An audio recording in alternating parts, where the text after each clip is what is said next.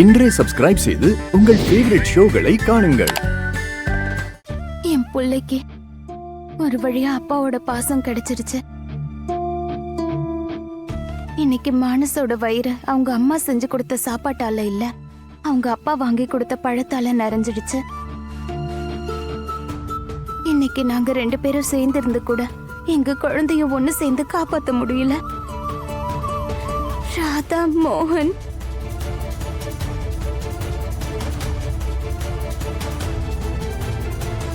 எப்பவும் ஒன்னாதான் இருந்தோம். அதனாலதான் ஹிட் ஆச்சு.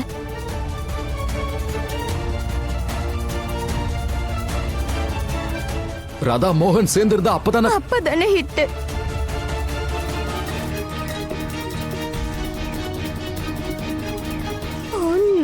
மோகனையே இங்கதான் வராரு.